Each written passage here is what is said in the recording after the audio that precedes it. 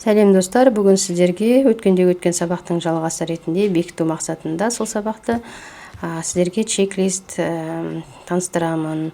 Сіздер үйде өткендегі файл 1A-ді өттік. Сол файл 1A-дің ішінде екі беттің ішінде берілген сөздерді егер ағылшын тілін жаңадан үйреніп жатсаңыздар, дәптерге міндетті түрде осылай тізім ретінде, список ретінде жазып шығыңыздар. Жазып шығып, мен шамалы 80 сөйлем алдым, яғни ішінде сандарды былай жаза салдым. Енді сөздердің аудармасын сөзбе-сөз беруге тырыстым.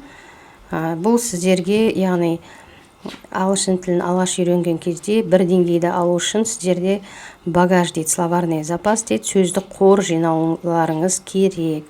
Сөздік қорды жинау басында осы elementary level'дан басталады. Сөздік қор жиналғаннан кейін сіздерге ары қарай басқа файлдарды оқу, жалпы ағылшын тілін оқу сіздерге оңайға түседі. Сол үшін алдымен біз қайта-қайта жаңағы аудирование тыңдаймыз, құлағымызды үйретеміз, сөйлеу тілімізді машықтандырамыз. Содан кейін барып сөздік қорды жинау мақсатында сөздерді жаттаймыз. Welcome деген сөз, қош келдіңіз деген сөз, мүмкін білесіздер.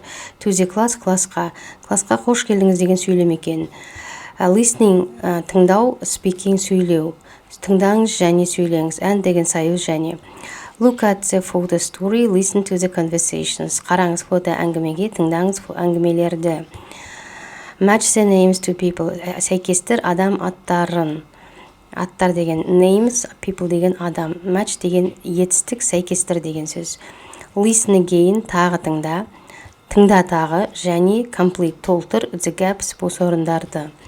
Hi, I am Matt. Сәлем, мен Мәтпін, немесе мен Мәт боламын. To be көмекші етістігі туралы арқылы сөйлем жасалынып тұр. What is your name? Атың кім дейміз біз ауызекі тілде, немесе қысқаша. Немесе не болады сіздің атыңыз деп мен сөзбе-сөз аудармасын беріп қойдым. Бірақ не болады сіздің атыңыз деп қоймаймыз. Атың кім деп сұраймыз. Жалпы шығу тарихын біліңіз деп мына жерге жазып қойғаным. Sorry, кешіріңіз. What is your phone number? Неше болады сіздің телефон номеріңіз? Немесе телефоныңыз қанша? Hello, this is Sally. Сәлем, бұл болады Sally. Жазып қойын өзге телефоныңыз қанша деп. Бұл болады Sally. She is in my salsa class. Ол болады менің salsa классымда. Nice to meet you. Танысқаныма сізбен қуаныштымын. Goodbye, сау бол. Екеуде. Are you in salsa class too? Сіз де salsa классындасыз ба? Классында боласыз ба? Дейді. Яғни to деген сөз де деген жұрнақты білдіреді. Сіз де деп мына жерге қосып қойдым. Дені. To дегенді білдіреді. Yes, I am. Иә, мен де. How are you? Қалыңыз қалай? I am very well. Мен жақсымын. Мен боламын өте жақсы деп сөзбе-сөз беріп қойдым. Very, өте, well, жақсы. Рахмет, сізіңше. Fine, жақсы, рахмет.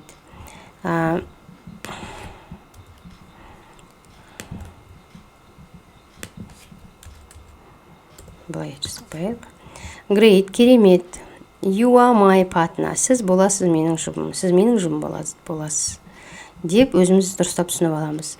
Yes, иә. See you later. Көріскенше. Later деген сөз кештеу. Кештеу. Деп жазып қояйын. Repeat the conversations. Қайтала әңгімелерді. Copy the rhyme. Көшір дыбысталғанды. Rhyme деген сөзді сіздер басқа жерде тапақтап те көрулеріңіз мүмкін. Сөйлемнің мағынасына байланысты аударылады енді.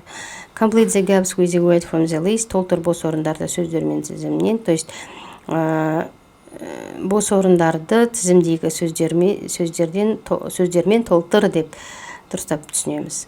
Introduce yourself to other students. Өзіңді басқа студенттерге таныстыр дейміз. Сөзбе-сөз жазып қойдым. Hello, I'm Antonia. What is your name? Сәлем, мен Антония боламын. Сенің атың кім? Грамматика. Complete the sentence. Сөйлемдерді толықтыр. сөзбе-сөз жазып қойдым толтыр сөйлемдерді деп.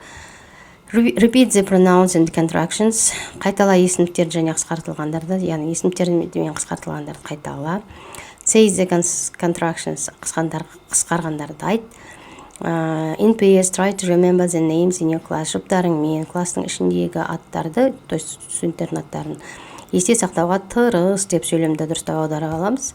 Сөзбе-сөз try деген тырыс, remember еске сақтау, names аттар, you сіздің классыңыз. Stand up and speak to other students. Тұр және басқа студенттермен сөйлес.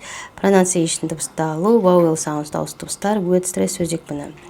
Word sounds сөздер дыбыстар деп қойдым. Then кейін, одан кейін мына жерде fish eat this in деген pronunciationға байланысты жаттаулар болып еді ғой. И қысқа, и ұзақ, и, ей, ағай деген әріп дыбысталуға байланысты. Сол сөзбе-сөз қалай тұр солай жазып қойдым аудармасын бәрін. Listen and write the words. Тыңда және жаз сөздерді жаз деп дұрыстап түсінеміз. Бұл жаттығулардың басында тұрған нұсқаулық сөздер, бұйрық сөйлемдер, былай айтқанда. Бұлардың басында ғана жаттау сіздерге маңызды болады. Одан кейін сіздер кітап бәрі ағылшынша болғандықтан үнемі көріп уже біліп тұрасыздар да не істеу керектігін. Уже жаттап алған соң сіздерге оңай болады. Multi-syllable words have one stressed syllable дейді. Көп буынды сөздерде бар бір екпінді буын дейді. Сөзбе-сөз жазып қойдым бәрін. Listen and underline the stressed syllables in these words. Яғни, мына сөздердің ішінде екпін түскен буындардың астынсыз деген сөйлем тұр. Бірақ мен сіздерге сөзбе-сөз жазып қойдым. Тыңда және астынсыз екпін түскен буынды ішінен мына сөздердің деп. Ішінен деген сөз инді білдіреді. Мына сөздер these words, мына сөздердің деп. Stressed syllable буын, екпін түскен буын. Буын syllable, stress деген екпін түскен деген сөз. Жазып қойдым мына жерге. Сөзбе-сөз жазып қойдым. Сосын мына airport, компьютер деген сөздердің атын жазбадым, өйткені бұл қалай тұр, солай аударылады. Термин сөздер. Бұларды запоминать ету оңай, сондықтан бұған тиіспедім. Write the words from C in the chat дейді. C чатының ішіндегі сөздерді жаз дейді. Food technology places, тамақ технология жерлер деп жазып қойдым. In PS, write more words that you know each column. Жолымен жаз көптеген сөздерді сен білетін ішіне әрбір столбиктің дедім. То есть әрбір столбиктің ішіне өзің білетін сөздерді жаз, жұбыңмен бірге жұмыс жаса деген нұсқаулықтар. Соны жазып қойдым. How do you pronounce them? Қалай сіз дыбыстайсыз? Оларды қалай сіз дыбыстап айтасыз деп түсініп аласыз. Міне осылай бүкіл сөздердің аудармасын беріп қойдым. Осылай. Мына жерде listen and check, тыңда және тексер. Bold phrases деген тақыр немесе жалаңаш сөз тіркестері деп жазып қойдым. Ол болады жұма деп қойдым. Мына жерде it's Friday. Бірақ ол болады жұма деп біз айтпаймыз, біз тек жұма дей саламыз. Бірақ ағылшын тілінде it is Friday деп қосып айтуымыз керек екен. Оны ұмытпаймыз.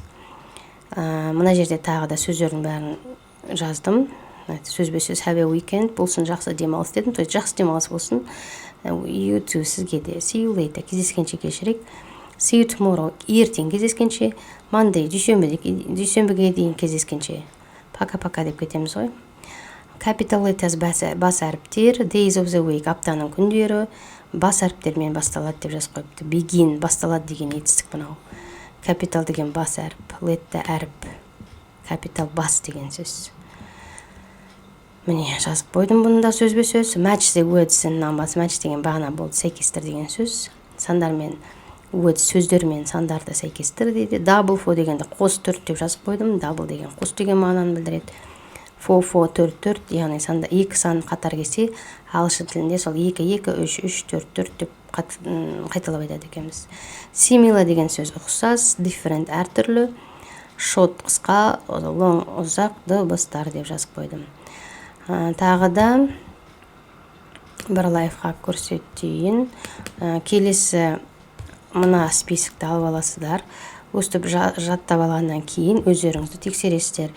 Үйде адамдар бар шығар жандарыңызда, соған жаңа бетті ұстатып қоясыздар да, ол айтады сізге. Оқиды. Классқа қош келдіңіз деп сіз өзіңіз ағылшынша айтып көресіз. Welcome to the class деп. Тыңдаңыз және сөйлеңіз. Listen and speak. Қараңыз фото әңгімеге. Look at the conversations. Тыңдаңыз әңгімелерді. Listen the conversations. Сәйкестір адам аттарын. Match the names of the people. Или names to the people. Тыңда тағы да. Listen again. Және and толтыр бос орындарды. Complete the gaps. Сәлем. Hi. Мен Мәтпін. I am Matt. Мен Мәт боламын. I am Matt. Атың кім? What is your name? Кешіріңіз. Sorry. Неше болады сіздің телефон номеріңіз? Немесе телефоныңыз қанша? What is your telephone number? Сәлем. Hi. Бұл болады Sally. This is Sally. Ол болады менің сальса классымда. She is in my сальса класс. Танысқаныма сізбен қуаныштымын. Nice to meet you. Сау бол. Bye. Goodbye. Сізде сальса классындасыз ба? Are you in salsa class too? Я, мен де. Yes, I am. Халіңіз қалай? How are you? Мен жақсымын. I'm fine. Thank you. And you? I am very well деген болды. I'm very well. Thank you. And you? Fine. Thank you. Керемет. Great. Сіз менің жұм боласыз. You are my partner. Yes, see you. Көріскенше. Көрдіңіз ба? Қайтала әңгімелерді. Repeat the conversations. Көшір дыбысталғанда. Copy the rhymes. Copy the rhyme деп осылай жаттағаныңызды бірден уже тексеріп отырасыз. Ары қарай. Міне осылайша бұл лайфхак жаңағы ағылшын тілін мен үйрендім деп айтасыз. Сен өзіңіз өз бетіңізбен осы сөздердің ағылшыншасын еркін айта алған кезде, жаттанды түрде, міне сол кезде сіз айта аласыз, мен осы сөздерді жаттап шықтым деп. Бір файлдың ішінде мен шамалы 80 сөйлем бердім, 400-ге жуық сөз шығады бұл жерде. Сонда бір файлдың ішінде 400-ге жуық шығады. Ары қарай есептей беріңіз. Екінші файлда бұл список жаңағы тізім қысқарады, өйткені сіз қазір бірінші рет бастап жатқандықтан сізге нұсқаулықтар, жаттығудың басында тұрған нұсқаулықтар, сөздер барлығын жаттау керек. Бірақ жаттағанда да түсініп жаттау керек екен. Міне. Сондықтан ерінбей жұмыс жасап көріңіз. Болмай жатса комментарияға қалдырып айтыңыз. Ағылшын тілі ол басында ғана осы сөздік қорды жинағанша ғана қиын, одан кейін өзі-ақ келеді. Жақсы түсініп алып, ағылшынша сөйлеп отырасыз. Жалпы ағылшын тілін жүйелі дұрыс оқып шығу керек. Сонда шындығымен сізде жақсы деңгей шығады. Жақсы нәрсені үйреніп шығасыз, қарым-қатынас жасап ағылшынша сөйлей аласыз. Сұрақтарыңыз болса, комментарияға жазып кетіңіз, мен жауап беремін.